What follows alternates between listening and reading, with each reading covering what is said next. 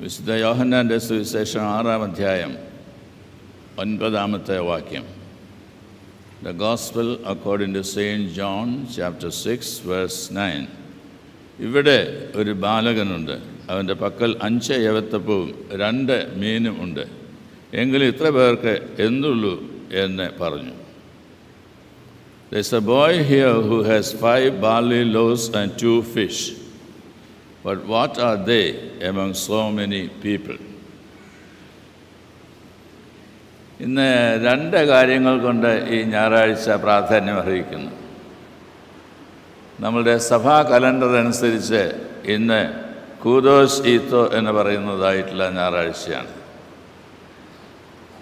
സഭയുടെ ശുദ്ധീകരണം എന്നാണ് ആ വാക്കുകളുടെ അർത്ഥം. സഭയുടെ ശുദ്ധീകരണം. കർത്താവായ യേശു ക്രിസ്തുവിൻ്റെ തിരുജനനം മുതൽ ക്രൂശിലെ മരണവും ഉയർത്തെഴുന്നേൽപ്പും സ്വർഗാരോഹണവും ഇതെല്ലാം അടങ്ങുന്നതായുള്ള വേദഭാഗങ്ങളാണ് ഇനിയുള്ള ഞായറാഴ്ചകളിൽ നാം വായിക്കുവാനായിട്ട് പോകുന്നത്. അതുകൊണ്ട് യേശു ക്രിസ്തുവിൻ്റെ ജീവിതവും പ്രവർത്തനവും നമ്മളുടെ മുമ്പാകെ വരുന്നതായുള്ള നാളുകളിൽ വേദഭാഗത്തിലൂടെ നാം പഠിക്കുവാനായിട്ട് പോവുകയാണ്. അപ്പോസ്തലനായ പൗലോസ് ഫിലിപ്പിയർക്ക് എഴുതിയതായുള്ള ലേഖനത്തിലൂടെ പറഞ്ഞു, ക്രിസ്തു യേശുവിലുള്ള ഭാവം തന്നെ നിങ്ങളിലും ഉണ്ടായിരിക്കട്ടെ. എൻ്റെ യേശു ക്രിസ്തുവിനെ പഠിക്കുക മാത്രമല്ല, ആ ഭാവമുള്ളവരായി. പൗലോസ് അപ്പോസ്തലൻ കൂടുതൽ ഉപയോഗിച്ചിരിക്കുന്ന ഒരു വാക്കാണ് ലൈഫ് ഇൻ ക്രൈസ്റ്റ്, യേശു ക്രിസ്തുവിൽ ഉള്ള ജീവിതം. യോഹന്നാൻ്റെ സുവിശേഷം 15-ാം അധ്യായം വായിക്കുമ്പോൾ നമ്മളിവിടെ വായിക്കുന്നുണ്ട് യേശു പറഞ്ഞതായുള്ള വാക്കുകൾ. നിങ്ങൾ എന്നിൽ വസിപ്പീൻ, ഞാൻ നിങ്ങളിലും വസിക്കും. എന്നെ പിരിഞ്ഞ് നിങ്ങൾക്ക് ഒന്നും ചെയ്യുവാൻ കഴിയുകയില്ല. എന്നെ പിരിഞ്ഞ് നിങ്ങൾക്ക് ഒന്നും ചെയ്യാൻ കഴിയുകയില്ല. എന്നിട്ട് നമ്മളുടെ ജീവിതത്തിൻ്റെ ആകത്തുക കണ്ടെത്തുവാനായിട്ട് കഴിയുന്നത് കർത്താവായ യേശു ക്രിസ്തുവിലാണ്. ആ കർത്താവായ യേശു ക്രിസ്തുവാണ് നമ്മെ പഠിപ്പിച്ചത്, ഞാൻ നിങ്ങളെ സ്നേഹിച്ച പോലെ നിങ്ങളും തമ്മിൽ സ്നേഹിക്കണം. അത് കർത്താവ് നമുക്ക് നൽകിയ ഒരു പുതിയ കൽപ്പനയാണ്. ഇന്ന് 2-ാമത്തെ വേദഭാഗമായിട്ട് വായിച്ച യോഹന്നാൻ്റെ ലേഖനം, 1-ാമത്തെ ലേഖനം 3-ാം അധ്യായത്തിൽ നിന്നാണ്. അവിടെ പറയുന്നുണ്ട്, നീ കാണുന്ന സഹോദരനെ നിനക്ക് സ്നേഹിക്കുവാനായിട്ട് കഴിയുകയില്ല എങ്കിൽ പിന്നെ എങ്ങനെയാണ് കാണാത്ത ദൈവത്തെ സ്നേഹിപ്പാനായിട്ട് കഴിയുന്നത്? യേശു ക്രിസ്തു തന്നെയല്ലേ പറഞ്ഞത്, ഞാൻ നിങ്ങളെ സ്നേഹിച്ച പോലെ നിങ്ങളും തമ്മിൽ സ്നേഹിക്കണം. അങ്ങനെയാണ് നിങ്ങൾ എൻ്റെ ശിഷ്യന്മാർ എന്നത് ലോകം അറിയുവാനായിട്ട് പോകുന്നത്. മറുവശം പറയുന്നത്, അങ്ങനെ കള്ളന്മാരെ മനസ്സിലാക്കാനായിട്ട് സാധിക്കും, കാരണം അവർക്ക് സ്നേഹമില്ല. അപ്പോൾ ഇന്ന് ദൈവസന്നിധിയിൽ നാം നമ്മോട് ചോദിക്കേണ്ടതായുള്ള ചോദ്യം, ഞാൻ ദൈവത്തിൻ്റെ മകനോ മകളോ ആണോ, അതോ സ്നേഹിക്കാത്ത കള്ളന്മാരുടെ ഗണത്തിലാണ്?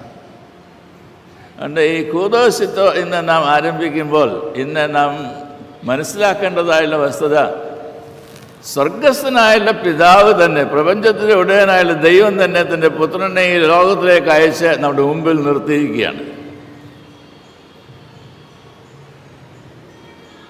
തിമോത്തിയോസിന് എഴുതുന്നതായുള്ള അവസരത്തിൽ നാം വായിക്കുന്നുണ്ട്, 1 തിമോത്തിയോസ് 2:8, ദാവീദിൻ്റെ സന്തതിയായി ജനിച്ച് മരിച്ച് ഉയർത്തെഴുന്നേറ്റിരിക്കുന്ന യേശു ക്രിസ്തുവിനെ ഓർത്തുകൊള്ളുക, അതാകുന്നു എനിക്ക് നിന്നോടുള്ള സുവിശേഷം, നത്തിങ് എൽസ്. അതുകൊണ്ട് എന്താണ് ഗോസ്പൽ? ഈ ലോകത്തിലേക്ക് ദൈവം നൽകിയ സദ്വർത്തമാനമാണ് കർത്താവായ യേശു ക്രിസ്തു. ആ സദ്വർത്തമാനം ലോകത്ത് നൽകിക്കൊടുക്കുവാൻ ഈ ലോകത്തിൽ ഇപ്പോൾ ആക്കപ്പെട്ടിരിക്കുന്നത് എന്നെയും നിങ്ങളെയുമാണ്.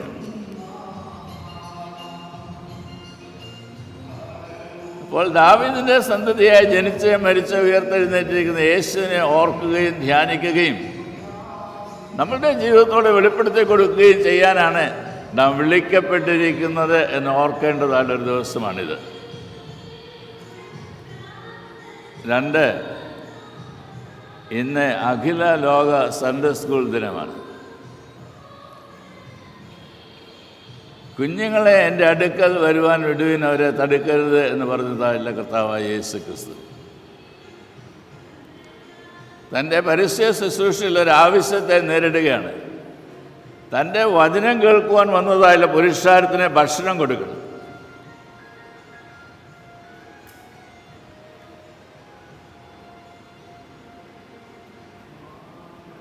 അപ്പോൾ യേശു ക്രിസ്തു ശിഷ്യന്മാരോട് ചോദിക്കുന്നുണ്ട്, നിങ്ങളുടെ കയ്യിൽ എന്തുണ്ട്?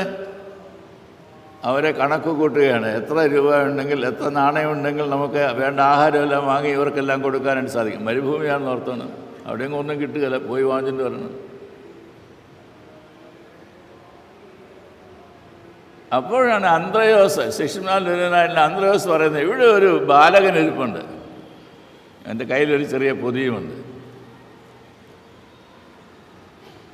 അതിനകത്ത് 5 യവത്തപ്പവും 2 മീനുമുണ്ട്. യേശു പറഞ്ഞ് ജനങ്ങളോട് അവിടെ ഇരിക്കാനായിട്ട് പറയാനായിട്ട് ആവശ്യപ്പെട്ടു. നിങ്ങളവരെ ഇരുത്തുവിൻ. ആ അപ്പം ഇഞ്ഞ് തന്നേ, ആ പൊതി ഇഞ്ഞ് തന്നേ. ആ ബാലകന് അത് നൽകുവാനായിട്ട് താല്പര്യമുണ്ടായി. യേശു അത് എടുത്തു, സ്തോത്രം ചൊല്ലി വാഴ്ത്തി കൊടുത്തു, എല്ലാവർക്കും കൊടുത്തു. അപ്പവും കൊടുത്തു, മീനും കൊടുത്തു. അവസാനം എല്ലാവരും തിന്ന് തൃപ്തരായ അവസരത്തിൽ കർത്താവ് പറഞ്ഞു, ആ ശേഷിച്ച കഷ്ണങ്ങളൊക്കെ ഉണ്ടല്ലോ പെറുക്കിയെടുത്തു.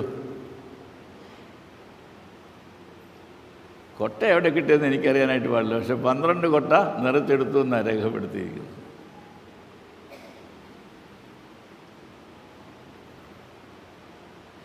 അഞ്ച് അപ്പവും 2 മീനും 12 കൊട്ട നിറഞ്ഞിരിക്കുന്നതായുള്ള സാഹചര്യം. എല്ലാവരും തിന്ന് തൃപ്തരായി എന്നാണ് നാം വായിക്കുന്നത്. ഇന്ന് അഖില ലോക സൺഡേ സ്കൂൾ ദിനമായതുകൊണ്ട് ഒരു ചോദ്യം,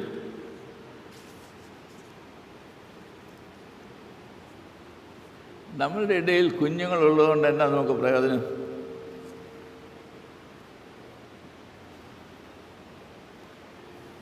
കുഞ്ഞുങ്ങൾ വേണ്ട എന്ന് പറയുന്നതായുള്ള ആളുകൾ ഇന്നുണ്ട് എന്നുള്ള യാഥാർത്ഥ്യം കൂടി ഓർത്തിരിക്കണം. ഞങ്ങൾക്ക് വിവാഹം കഴിക്കണം, പക്ഷേ കുഞ്ഞുങ്ങൾ വേണ്ട. ചിലർ വിവാഹം കഴിക്കാനും സമ്മതിക്കത്തില്ല. കുഞ്ഞുങ്ങൾ ദൈവത്തിൻ്റെ ദാനമാണ്, ദൈവത്തിൻ്റെ സന്തോഷവുമാണ്.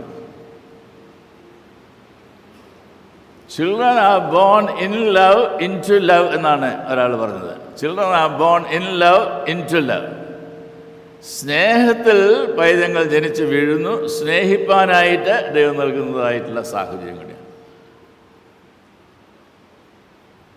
എത്ര നാൾ? അതാണ് ഇന്ന് ഓർക്കേണ്ടതായിട്ടുള്ള വസ്തുത. 18 വയസ്സ് വരെ 18 സംവത്സരങ്ങൾ ഒരു കുട്ടിയുടെ കാര്യം ശ്രദ്ധിക്കണം. സാധിക്കുമോ?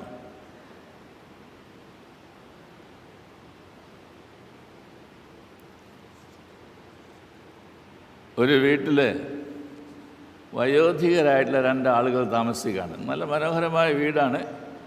അവിടെ നേരത്തെയൊക്കെ വെച്ച് വളർത്തിയതായിട്ടുള്ള ഫ്രൂട്ട് ട്രീസൊക്കെ ഉണ്ട്. അപ്പോൾ അവിടെ കായ്ച്ചു നിൽക്കുന്നതായുള്ളൊരു ചാമ്പ മരം, നല്ല ആകർഷണീയമായിട്ടുള്ള ചാമ്പയ്ക്കാണ് ഇത് കിടക്കുന്നത്. അതുകൊണ്ട് അതിൽ പോകുന്നതായുള്ള കുട്ടികൾക്ക് ഈ ചാമ്പയ്ക്ക പറിച്ചാൽ കൊള്ളാമെന്നുള്ള ആഗ്രഹമുണ്ട്. വൃത്തിരായിട്ടുള്ള ആളുകൾ സമ്മതിക്കത്തില്ല.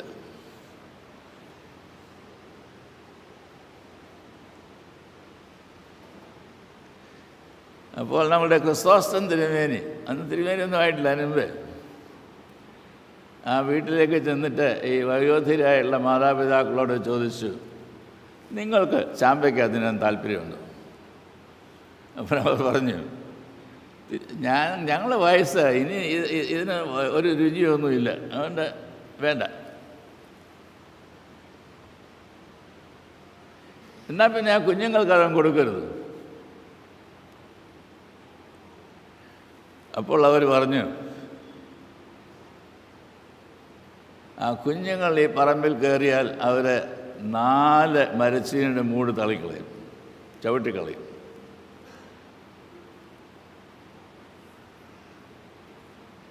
തിരുമേനി 2 ചോദ്യങ്ങൾ ഇവിടെ ചോദിക്കുന്നുണ്ട്. ഒന്ന്, ഒരു മരത്തിൽ കായ്ക്കുന്നതായുള്ള ഫലം ആർക്കൊക്കെ ഉള്ളതാണ്?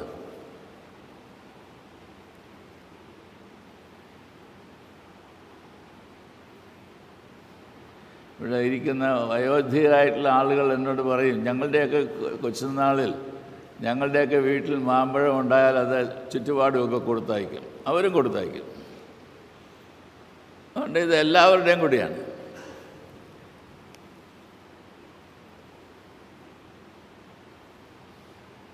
ഇന്നാണ് ഓരോ മാങ്ങായി എണ്ണി അതിനെന്നാ വില കിട്ടും എന്നൊക്കെ നോക്കി ആ വിലയ്ക്ക് വിൽക്കാനായിട്ട് ശ്രമിക്കുന്നത്. ഓരോ മാങ്ങായും.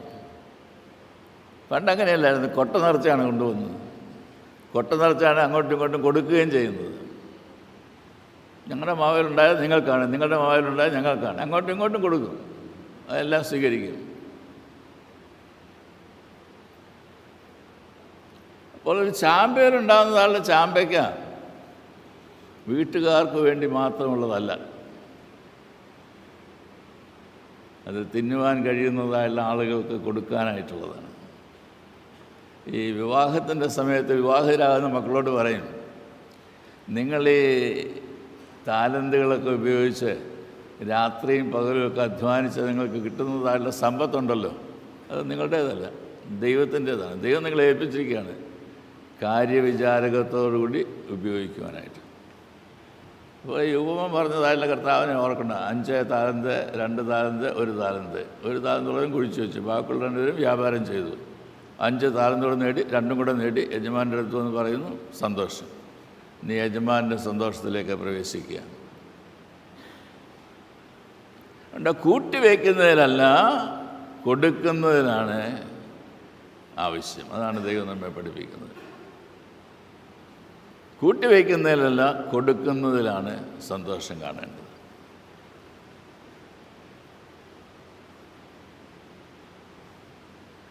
അതാ തിരുമേനി ആ അപ്പച്ചനോടും അമ്മച്ചോടും ചോദിച്ചത്, നിങ്ങൾ ചാമ്പയ്ക്ക തിന്നുമോ? ഇല്ല. എന്നാൽ പിന്നെ അവർ കൊടുക്കരുത്. അത് ശരിയാ, അവർക്കും കൂടി ഉള്ളതാണ് ചാമ്പയ്ക്ക. പക്ഷെ ഒരു കാര്യം, അവരിതിനകത്ത് കയറിയാൽ എൻ്റെ മരച്ചീനിയെല്ലാം ചവിട്ടി മരിച്ച് കളയും. രണ്ടാമത്തെ ചോദ്യം, ഈ 4 മരച്ചീനിയുടെ ചുവട് പോകുന്നതാണോ ഈ കുഞ്ഞുങ്ങളെ മറ്റുള്ളവരെ സ്നേഹിക്കാൻ പഠിപ്പിക്കുന്നതാണോ ശരിയായിട്ടുള്ളത്? നിങ്ങൾ പറ.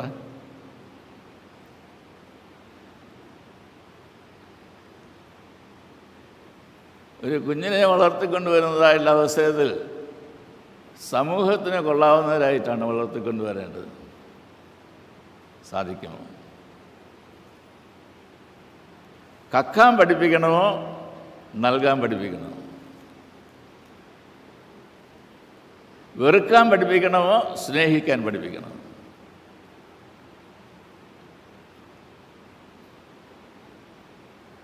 ഞാൻ നിങ്ങളെ സ്നേഹിച്ച പോലെ നിങ്ങളും തമ്മിൽ സ്നേഹിപ്പിക്കുമെന്ന് കർത്താവ് പറയുന്നതായുള്ള അവസ്ഥയിൽ കുഞ്ഞുങ്ങളെ കൂടെ ചേർത്താണ് പറയുന്നത്. അവരെ എൻ്റെ അടുക്കൽ വരുവാൻ വേണ്ടിയും ദൈവരാജ്യം അവരുടേതാണ്. അവരെ നോക്കി പഠിക്കുക ദൈവരാജ്യത്തിൻ്റെ കാര്യങ്ങൾ. ദൈവത്തെ സ്നേഹിക്കുന്ന മക്കളായിട്ട് തീരണം എന്നതാണ് ഇന്ന് നമ്മെ ഓർമ്മിപ്പിക്കുന്നതായുള്ള വസ്തുത. ഇന്ന് ആരാധന കഴിഞ്ഞിട്ടൊരു മീറ്റിംഗ് കൂടിയുണ്ട്. അവിടെയും പ്രസംഗിക്കണമെന്ന് അച്ഛൻ എന്നോട് പറഞ്ഞിട്ടുണ്ട്. അതുകൊണ്ട് ഞാൻ എൻ്റെ പ്രസംഗം നിർത്തുകയാണ്. ഫസ്റ്റ് കമ്മ്യൂണിക്കൻസ് എന്നുണ്ട്, 7 പേരുണ്ട്. അവർ സമർപ്പണ പ്രാർത്ഥനയ്ക്കായിട്ട് വരുമ്പോൾ ദൈവത്തിന് മുമ്പാകെയും ഈ വിശ്വാസ സമൂഹത്തിന് മുമ്പാകെ നിന്നുകൊണ്ട് പറയും, സാത്താനെ ഉപേക്ഷിക്കുന്നു, യേശു മിശിഹായിൽ വിശ്വസിക്കുന്നു. ദൈവത്തിൽ വിശ്വാസമുള്ളവരായി, ദൈവത്തെ ആശ്രയിക്കുന്നവരായി, ദൈവമാണ് സകലത്തെ നിയന്ത്രിക്കുന്നതെന്ന് മനസ്സിലാക്കി വിധേയപ്പെട്ട് വിനയത്തോടെ അനുസരണത്തോടെ ദൈവസേനയിൽ ജീവിക്കുവാനായിട്ട് നമ്മുടെ കുഞ്ഞുങ്ങളെ നാം പഠിപ്പിക്കണം.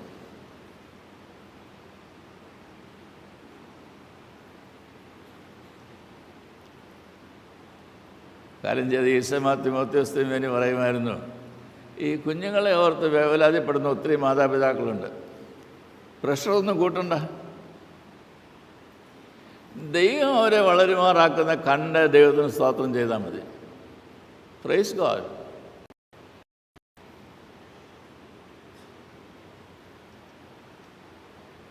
കാലവും ചരിത്രവും നമ്മെ പഠിപ്പിച്ചിട്ടുണ്ട്. നമ്മളുടെ കുട്ടികളെല്ലാം നമ്മളെക്കാൾ മിടുക്കരാണ്. And they Excel.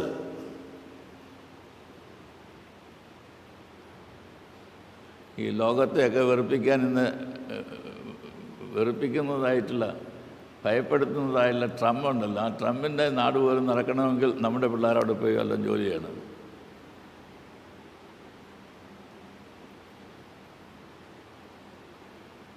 The new generation of Indians excel among other people. So should we worry about our children? അവരെക്കുറിച്ച് താല്പര്യമുള്ളവരായിരിക്കണം, അവരെ സ്നേഹിക്കണം, അവരെ കരുതണം, അവർക്ക് വേണ്ടിയതെല്ലാം ചെയ്തു കൊടുക്കണം. But also learn from them. അവരിൽ നിന്ന് ചില കാര്യങ്ങൾ നമുക്ക് പഠിക്കുന്നതിനായിട്ടുണ്ട്. ദൈവത്തിലുള്ള ആശ്രയം, സിമ്പിൾ ലൈഫ്. അവർക്ക് സംശയമൊന്നുമില്ല, അവർ കൂടുതലും സ്നേഹിക്കും. വല്ല പടങ്ങിയാലും 2 മിനിറ്റേ ഉള്ളൂ, പിന്നെ കൂട്ടുകാരാണ്.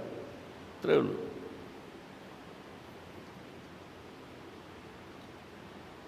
അതുകൊണ്ട് ഇന്ന് നമ്മൾ ഈ ഫസ്റ്റ് കമ്മ്യൂണിക്കൻസിനെ ദൈവകരങ്ങൾ സമർപ്പിക്കുന്നതായുള്ള അവസരത്തിൽ ആത്മാർത്ഥമായിട്ട് നമുക്കെല്ലാവർക്കും പ്രാർത്ഥിക്കുന്നതിനായിട്ട് സാധിക്കണം. കർത്താവേ, ഇവർ ഇപ്പോൾ ഏറ്റുചൊല്ലുന്നതായുള്ള വിശ്വാസത്തിൽ നിലനിന്ന് വളർന്നു വന്ന് ഫലം കായ്ക്കുവാൻ കൃപ നൽകണമേ. ഈ വിശ്വാസത്തിൽ നിലനിന്ന് വളർന്നു വന്ന് ഫലം കായ്ക്കുവാൻ കൃപ നൽകണം. ഇതിന്ന് എല്ലാവരും പ്രാർത്ഥിക്കുന്നു.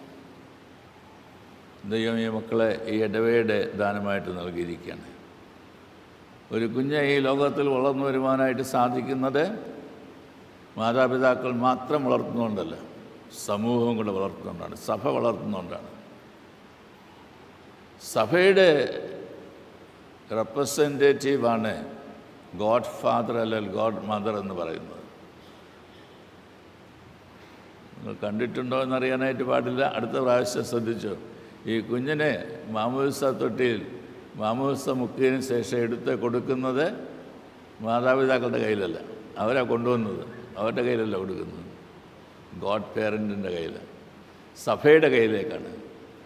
ഈ സഭയിൽ ഈ പൈതങ്ങൾ വളർന്നു വന്ന് വിശ്വാസവീരരായി തീരണം എന്നുള്ളതായുള്ള ആഗ്രഹമുള്ളതുകൊണ്ട്. അതുകൊണ്ട് ഇപ്പോൾ ഞാൻ അവരെ ക്ഷണിക്കുവാനായിട്ട് പോവുകയാണ്. അവർ നമ്മുടെ മുമ്പിൽ നിൽക്കുന്നതായുള്ള അവസരത്തിൽ ദൈവത്തിന് സ്തോത്രം പറഞ്ഞുകൊണ്ടിരിക്കണം. കർത്താവെ, അവർ ഏറ്റു പറയുന്നതായുള്ള വിശ്വാസത്തിൽ അവർ വളർന്നു വന്ന് ഫലം കായ്ക്കുവാൻ കൃപ നൽകണമേ എന്നത് ഇന്നത്തെ നമ്മുടെ പ്രാർത്ഥനയായിരിക്കണം.